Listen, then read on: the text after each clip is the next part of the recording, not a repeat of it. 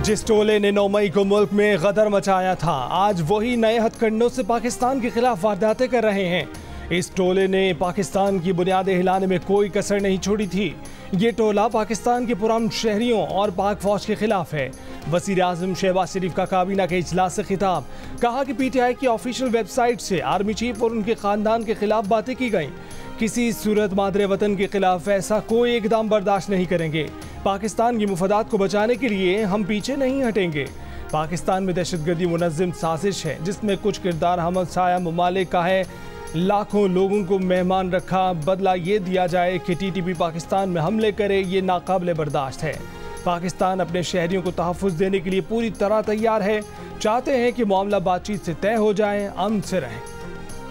जब तक सारे जो हमारे एलाइज हैं वो ऑन बोर्ड नहीं होंगे और इस पर थ्रेड बेयर डिस्कशन नहीं होगी और इसके पॉलिटिकल और लीगल दोनों एंगल्स जो है वो पूरी तरह थ्रैश नहीं होंगे, रेफरेंस तब तक जाहिर है नहीं जाएगा। लेकिन मटीरियल ऐसा है कि इस पर बात हो रही है और ये संजीदगी से कंसिडर किया जा रहा है। वफाकी काबीना के इजलास में PTI पर पाबंदी, बानी PTI आरिफ अलवी और कासिम सूरी पर आर्टिकल 6 लगाने का मामला ज़ेर गौर नहीं आया। वफाकी वज़ीर कानून आज़म नज़ीर तारड़ कहते हैं कि हुकूमत के पास तहरीक इंसाफ पर पाबंदी के लिए मवाद मौजूद है। पार्लियामेंट हाउस में सहाफ़ियों से बातचीत करते हुए कहा कि रेफरेंस दायर करने से पहले इत्तेहादियों को भी साथ मिलाया जाएगा। तमाम सियासी और कानूनी पहलुओं को देखा जाएगा, फिर रेफरेंस सुप्रीम कोर्ट में दायर किया जाएगा।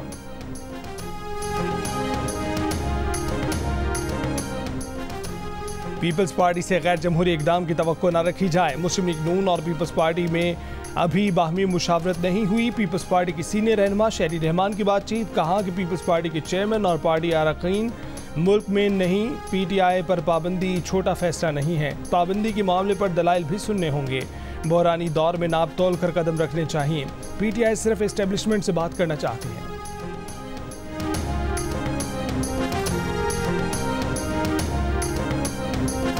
तहरीक इंसाफ के सेक्रेटरी जनरल उमर अयूब खान ने मुल्क में नए इंतखाबात का मुतालबा कर दिया। जियो न्यूज़ के प्रोग्राम कैपिटल टॉक में कहा कि तहरीक इंसाफ पर पाबंदी का कोई खतरा नहीं, क्योंकि सुप्रीम कोर्ट ने कहा है कि तहरीक इंसाफ एक सियासी पार्टी थी, है और रहेगी। किसी भी सियासी जमात पर पाबंदी लगी तो वो नाम बदल कर सामने आ गई, इससे कोई फ़र्क नहीं पड़ता। हमारे खिलाफ इतनी कार्रवाइयाँ हुई, हम और मजबूत हो गए।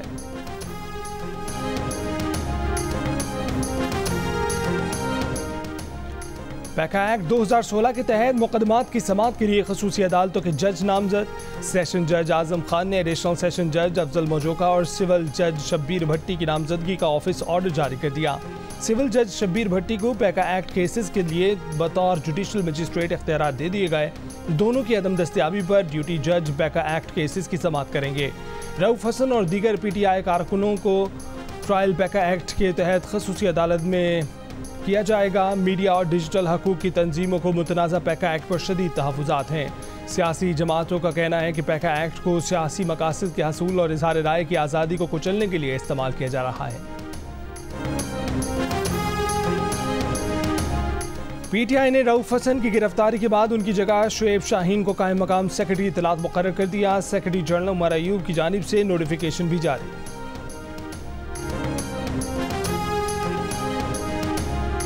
रहनुमा तहरीक इंसाफ असद कैसर ने दिसंबर तक तहरीक इंसाफ के हुकूमत में आने का इशारा दे दिया। प्रोग्राम आज शाहजेब खानज़दा के साथ में कहा कि दिसंबर तक हालात ठीक हो जाएंगे, हमें अक्सरियत मिल जाएगी और तहरीक इंसाफ हुकूमत में होगी। मुल्क में हालात अनारकी की तरफ जा रहे हैं। कहा कि नवाज शरीफ और शहबाज शरीफ के दरमियान, जबकि आसिफ अली जरदारी और बिलावल भुट्टो के दरमियान भी इख्तलाफात हैं।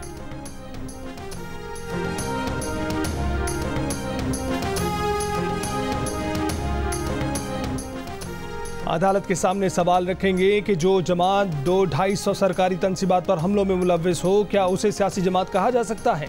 क्या वो आर्टिकल 17 पर पूरी उतरती है? सेनेटर इरफान सिद्दीकी की जियो न्यूज़ के प्रोग्राम आज शाहजेब खानज़दा के साथ में बातचीत, कहा कि इसके बावजूद PTI को जमहूरी जमात करार दिया जाता है तो फिर GHQ के अंदर अफसरान को यरगमाल बनाने वालों को भी छोड़ दें।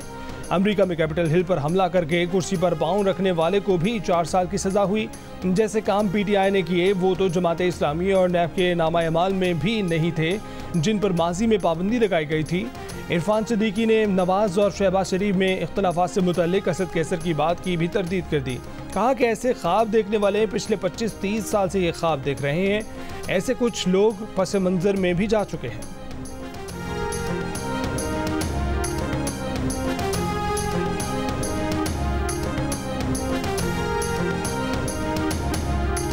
9 अप्रैल 2022 को एक चैनल ने ऐसा माहौल बनाया जैसे मार्शल लॉ लगने वाला है। चाहता हूं कि जब भी मार्शल लॉ का खतरा हो अदालतें खुली हुई हों। सुप्रीम कोर्ट के जस्टिस अतर बिनुल्लाह का न्यूयॉर्क बार से खिताब। कहा कि काश अदालतें 5 जुलाई को भी खुली होती जब जनरल ज़िया ने एक मुंतखब वज़ीर आज़म को हटाया।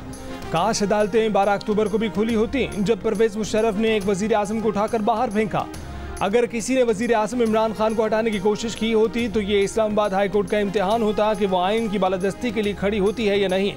आज उनके खिलाफ प्रोपेगेंडा वो कर रहे हैं जिन्होंने इस्लामाबाद हाई कोर्ट से फ़ायदा उठाया था जब मुल्क की कोई हाई कोर्ट रिलीफ नहीं दे रही थी। जस्टिस अतर बिनुल्लाह ने कहा कि जब उन्होंने एक नोट लिखा तो उनके 2 बेटों को पर्सनल डाटा सोशल मीडिया पर शेयर डाल दिया गया। वो डाटा एक सरकारी इदारे से हासिल किया गया था।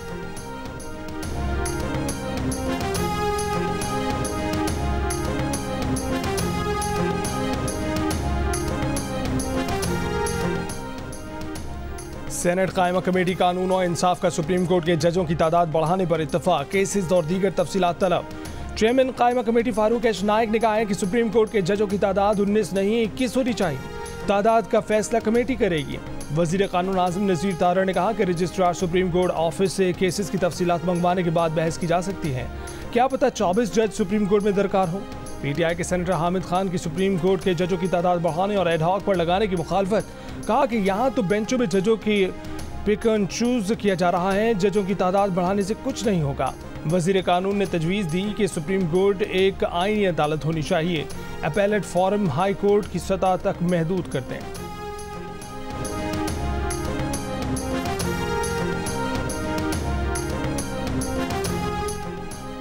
तहरीक इंसाफ का हुकूमत से मुस्ताफ़ी होने और नए इंतख़ाबात कराने का मुतालबा। पार्लियामेंट के बाहर अलामती भूख हड़ताल का आज दूसरा रोज़। असद कैसर ने कहा कि महंगाई का जिन बेकाबू हो चुका, आवाम को बाहर निकलना होगा।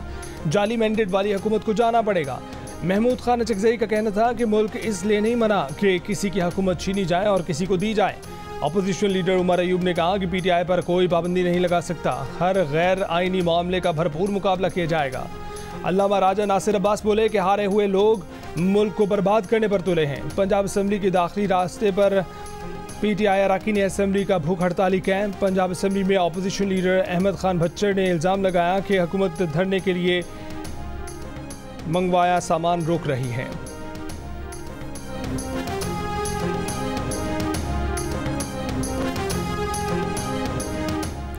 वज़ीर आज़म का 126 ममालिक के सयाहों और ताजिरों से वीज़ा फीस ना लेने और 24 घंटे के अंदर सहूलत फराहम करने का ऐलान। कहा कि वीज़ा रजीम में तब्दीली से माशी सरगर्मियों में तब्दीली आएगी। मुल्क में बड़े पैमाने पर माशी सरगर्मियों में तेज़ी आएगी। खित्ते में अमन होगा तो तरक्की और खुशहाली आएगी।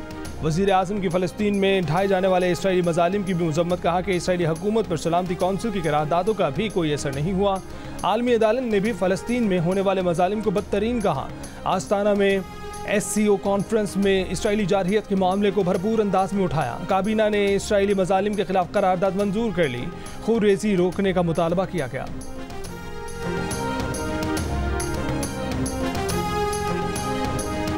वज़ीर आला पंजाब मरीम नवाज से जर्मनी के सफ़ीर की मुलाकात। इक़्तिसादी ताउन और टेक्निकल एजुकेशन में ताउन पर गुफ्तगू। मरीम नवाज ने फ्रैंकफर्ट में पाकिस्तानी कौंसल खाने पर हमला करने वालों के खिलाफ फौरी एक्शन को सराहा। कहा कि उम्मीद है कि मुस्तकबिल में ऐसे वाक़यात नहीं होंगे।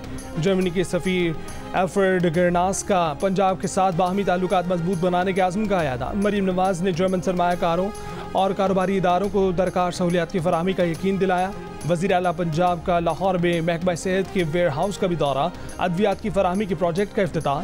फोर्क लिफ्टर चलाकर अद्वियात की फराहमी का बाकायदा आगाज़ किया।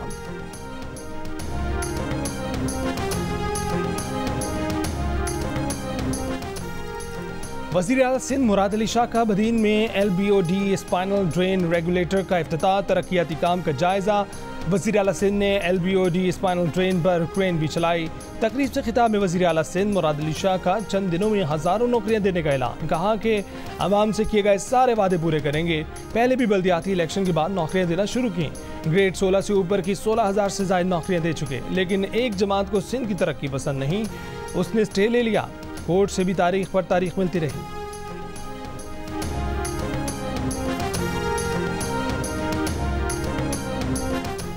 वज़ीर आला खैबर पख्तूनख्वा अली अमीन गंडापुर ने बन्नू अमन जिरगे के तमाम मुतालबात मान लिए। मुतालबात पर बात करने के लिए सूबाई एपेक्स कमेटी का इजलास आज दिन 12 बजे तलब कर लिया। इजलास में कोर कमांडर पेशावर भी शरीक होंगे। एपेक्स कमेटी बन्नू वाक़े पर कमीशन बनाने के तरीक़ाकार पर गौर करेगी। वज़ीर आला अली अमीन गंडापुर ने अमन जिरगे से गुफ्तगू में कहा कि ऑपरेशन नज़्म इस्तेहकाम से मुतल्लिक़ ISPR ने वजाहत कर दी है। ये ऑपरेशन नहीं बल्कि हिकमत अमली है। सर्च ऑपरेशन पुलिस और CTD करेगी। ज़रूरत पड़ने पर सिक्योरिटी फोर्सेस की मदद ली जाएगी। गैर सरकारी मुसल्लह अफराद के खिलाफ पुलिस कार्रवाई करेगी। मुशीर इत्तलात खैबर पख्तूनख्वा बैरिस्टर मोहम्मद अली सैफ ने कहा कि बन्नू वाक़े का मामला एपेक्स कमेटी इजलास में लाना बहुत ज़रूरी था। सिर्फ बन्नू में नहीं, पूरे सूबे में दहशतगर्दी के खिलाफ इक़दाम किए जाएंगे।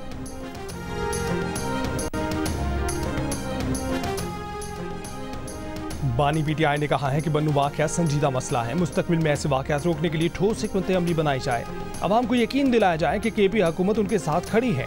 अडयाला चीन में बानी PTI की बैरिस्टर मोहम्मद अली सैफ से मुलाकात के दौरान गुफ्तगू।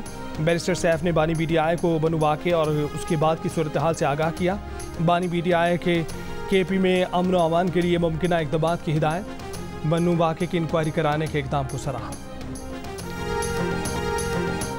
नून लीग पंजाब के कल्चरल विंग के सदर और थिएटर अदाकार ताहिर अंजुम पर PTI की खातून वर्कर का तशद्दुद। ताहिर अंजुम पंजाब असम्बली के बाहर से गुजर रहे थे। PTI की भूख हड़ताली कैंप में शामिल खातून ने ताहिर अंजुम को थप्पड़ मारे, कपड़े फाड़ दिए। ताहिर अंजुम का कहना है कि फैमिली के साथ था, PTI वालों ने तशद्दुद किया। PTI ने भी खातून की गिरफ्तारी का मुतालबा कर दिया। मलिक अहमद खान बच्चर ने कहा है कि ताहिर अंजुम पर तशद्दुद करने वाली खातून हमारी वर्कर नहीं है। पुलिस मौजूद थी, उसे तशद्दुद करने वाली खातून को गिरफ्तार करना चाहिए।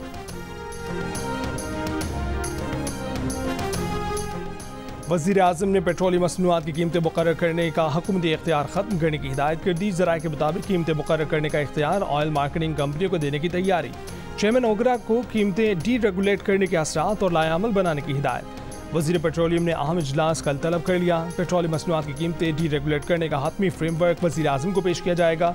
पेट्रोलियम डीलर्स ने नाजायज़ मुनाफाखोरी के खदशे के पेश नज़र कीमतों का इख्तियार ऑयल मार्केटिंग कंपनियों को देने की मुखालफत की।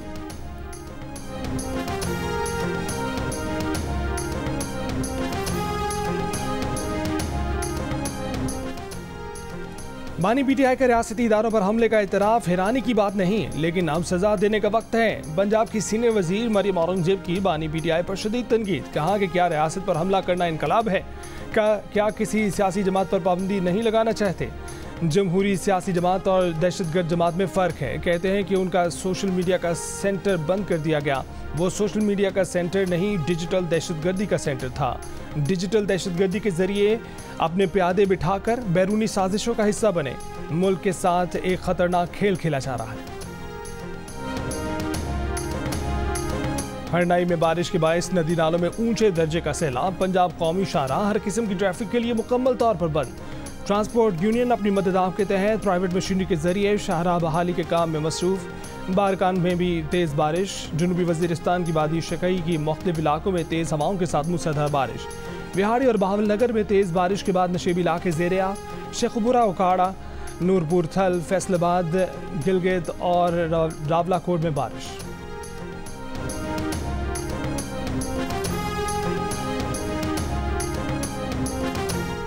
तमाम बिजली तकसीमकार कंपनियों के खुद मुख्तार डायरेक्टर्स तैनात। पावर डिवीजन ने आईएसको, फेस्को, लेस्को, मैपको, पेस्को और हेस्को के नए डायरेक्टर्स नोटिफिकेशन जारी कर दिए। नोटिफिकेशन के मुताबिक 11 में से 6 सरकारी बिजली तकसीमकार कंपनियों के नए बोर्ड तश्कील दिए गए। नए डिस्कोस बोर्ड्स की तश्कील 3 साल के लिए होगी। अमीर जमात इस्लामी हाफिज नईमुर रहमान का IPP से मुआहदे आज से 9 तय करने का मुतालबा। कराची बार एसोसिएशन से खिताब में कहा कि बिजली के मौजूदा नर्ख कबूल नहीं। इन IPPs के मुआहदों को नहीं मानते। IPP से हज़ारों अरब रुपए कमा लिए गए हैं। उस बिजली के पैसे भी दे रहे हैं जो बनी ही नहीं। लोग बिजली का बिल देखते ही बिलबिला उठते हैं। बिजली की टैरिफ में कमी करना पड़ेगी।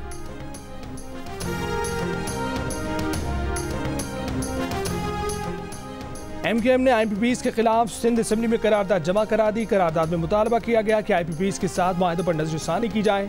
MKM रहनुमा मुस्तफ़ा कमाल का कहना है कि पाकिस्तान में ज़रूरत से ज़्यादा बिजली मौजूद है। चेयरमैन नेपरा से मुलाकात करके कहा कि जब तक दीगर कंपनियां नहीं आएंगी बिजली का सिस्टम ठीक नहीं हो सकता। मुस्तफ़ा कमाल के मुताबिक नेपरा ने कहा है कि 1 से ज़ायद कंपनी को लाइसेंस देने की कानून साजी हो चुकी है। अक्टूबर तक आवाम को अच्छी खबर मिल जाएगी।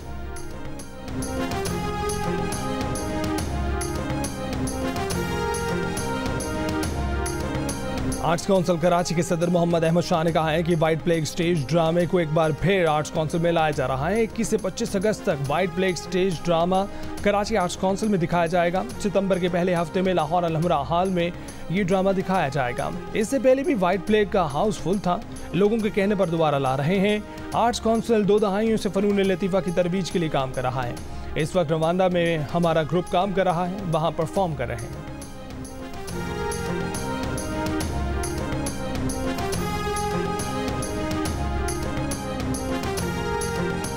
इलॉन मस्क की सैटेलाइट इंटरनेट सर्विस ने गजा में मुत्तहिदा अरब अमारात के फील्ड अस्पतालों को इंटरनेट फराहम कर दिया। आलमी इदारा सेहत की टीम तबाहाल अल शिफा अस्पताल पहुंच गई। डायलिसिस वार्ड की बहाली शुरू कर दी गई। इसराइली फौज की गजा में फ़लस्तीनियों की नस्लकुशी के दौरान कुदरत के करिश्मे। नसीरत कैंप में बमबारी से हमला खातून 4थी मंजिल से गिरकर शहीद। बच्चा मौजूदा तौर पर महफूज रहा। खान यूनिस में 3 रोज से जारी बमबारी से 120 से जायद फ़लस्तीनी शहीद। मिस्र में आज जंगबंदी मुज़ाकरात का एक और दौर होगा। मुज़ाकरात में इसराइली वफ़द की शिरकत भी मुतवक्के है।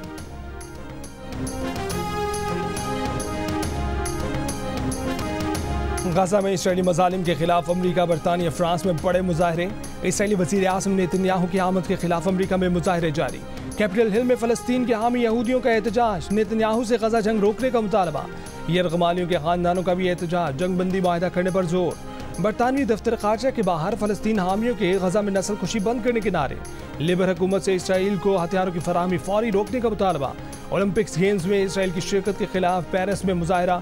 फ़लस्तीन आज़ाद करो के नारे। गजा में नस्ल कुशी करने वाले इसराइल के बाइकआउट का मुतालबा। यमन में हज़ारों तलबा ने एहतजाजी रैली में इसराइली और अमरीकी मसनूआत के बाइकआउट का मुतालबा किया।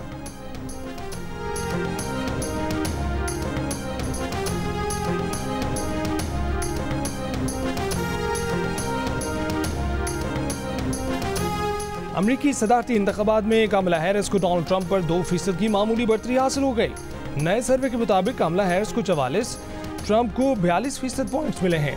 सर्वे ट्रंप की नामजदगी और बाइडेन की दस्तबरदारी की बात किया गया। बरतानिया के आम इंतखाबात में कंजर्वेटिव पार्टी की बदतरीन नाकामी के बाद ऋषि सुनक कंजर्वेटिव पार्टी की क़यादत से बाज़ाब्ता तौर पर मुस्ताफ़ी हो गए।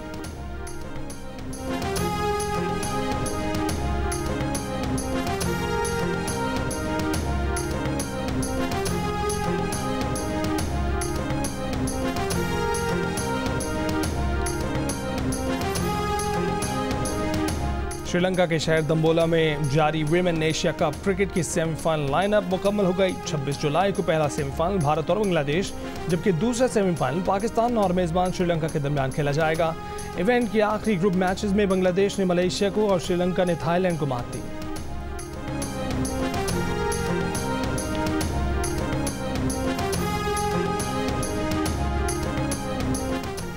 पेरिस ओलंपिक्स में पाकिस्तान की मेडल की उम्मीद। Javelin thrower Arshad Nadeem mega event में शिरकत के लिए मेज़बान मुल्क रवाना हो गए। अरशद नदीम इब्तदाई राउंड में 6 अगस्त को एक्शन में नजर आएंगे। वाइल्ड कार्ड एंट्री के जरिए विमेन 100 मीटर रेस में शिरकत करने वाली फाइका रियाज की भी पेरिस रवानगी। फाइका 100 मीटर हीट में 3 अगस्त को ट्रैक पर दौड़ेंगी। और खेलों के सबसे बड़े मुकाबले पेरिस ओलंपिक्स की रंगारंग इफ्तिताही तकरीब कल होगी। दरिया सिंध से एफिल टावर के बागात और महलात तक 6 किलोमीटर पर मुहित होगी। 100 कश्तियाँ तकरीबन 10,000 एथलीट्स को लिए पेरिस के मशहूर मकामात के करीब से गुजरेंगी। 3,000 से ज़ायद फनकार अपने फ़न का जादू जगाएंगे। फ्रांस की तारीख और सकाफत की नुमाइश होगी।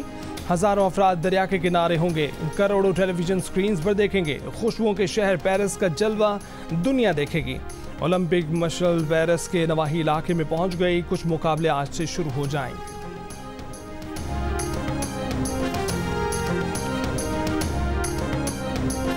और मिस्र के खालिद को भी अपना जोड़ आयशा की सूरत में दिल का रिश्ता ऐप पर मिल गया। काहिरा के रिहायशी खालिद के वालिद पाकिस्तानी बहू के ख्वाहिशमंद थे। लड़का लड़की ने ऐप का सहारा लिया, एक दूसरे को पसंद किया और यूं मिस्र में उनकी शादी हो गई।